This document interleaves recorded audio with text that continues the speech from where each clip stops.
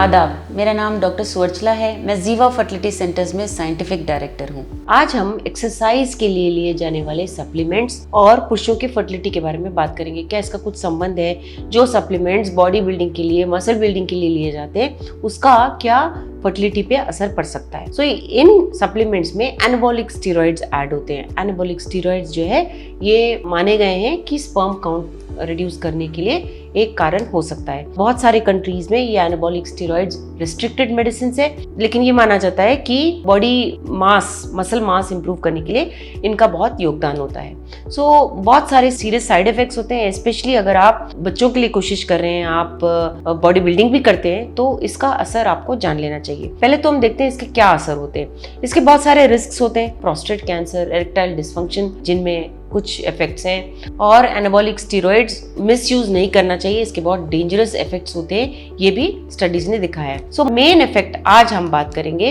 कि sperm count को भी ये रिड्यूस कर सकता है। कभी कभी बिल्कुल भी स्पर्म्स नहीं हो सकते, लेकिन एक बात है कि ये रिवर्सिबल प्रोसेस है।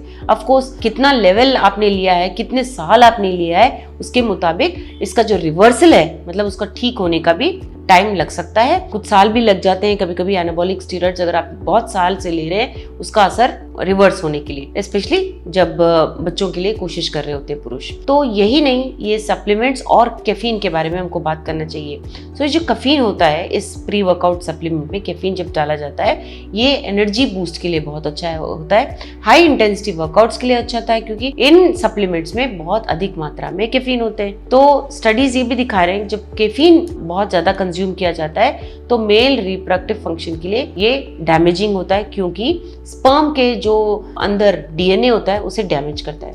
क्लिनिकल स्टडीज दिखा रहे हैं कि कैफीन इनटेक इंक्रीज होने से जो डीएनए स्पर्म के अंदर होता है उसको फ्रैगमेंटेशन होने में कैफीन का एक नेगेटिव इम्पैक्ट होता है। तो डीएनए फ्रैगमेंटेशन जिसे कहा जाता है, कैफीन इंटेक से ज्यादा हो सकता है। कैफीन स्पर्म एन्यूप्लॉइडी का भी कारण हो सकता है। सो एन्यूप्लॉइडी क्या है?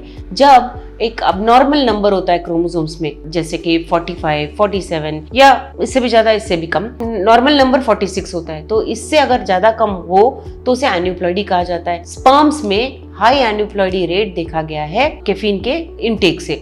सो प्रेगनेंसी रेट्स का कम होना, रिकरेंट प्रेगनेंसी लॉस होना भी इस कारण देखा गया है। तो जब आप बच्चों के लिए कोशिश कर रहे होते हैं तो ये बेहतर होगा कि आप कैफीन को अवॉइड करें। लेकिन अगर आप कैफीन एडिक्टेड हैं तो तुरंत रोकना अगर आपके हाथ में नहीं है तो उसे कट डाउन कीजिए। पहले तो ये teas, coffees, caffeinated soft drinks को कम कीजिए। कंप्लीटली अगर आप नहीं कर सकते तो स्टेजेस में कीजिए। तो पहले सिर्फ अगर सुबह लीजिए, उसके स्टेजेस को रिड्यूस कीजिए, डोज को रिड्यूस कीजिए, उसके बाद डीकैफिनेटेड पे आप शिफ्ट हो सकते हैं धीरे धीरे।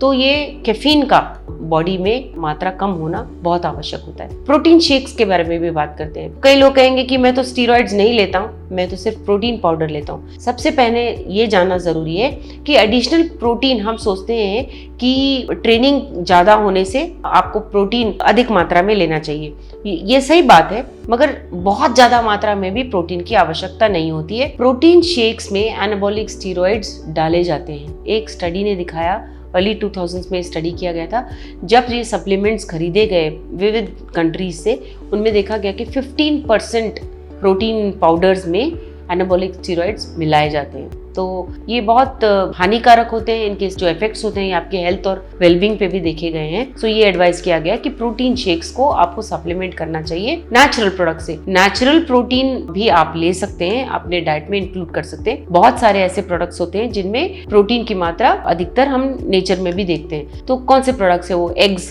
लीन मीट, चीज लीजिए, दही, फिश, दालों में कीनुआ जो है उसमें भी बहुत सारा प्रोटीन होता है, नट्स लीजिए। तो आपके डाइट में अगर आप ये नेचुरली अवेलेबल प्रोटीन इंक्लूड करेंगे तो प्रोटीन सप्लीमेंट की आवश्यकता नहीं होगी, स्पेशली आप जब हैवी वर्कआउट कर रहे हैं। तो हैवी वर्कआउट के दौरान अगर आप प्रोटीन सप्लीमेंट्स ना लें, एनाबॉलिक स्टेरॉइड्स ना लें, तो आपके स्पर्म काउंट्स अच्छे रहेंगे।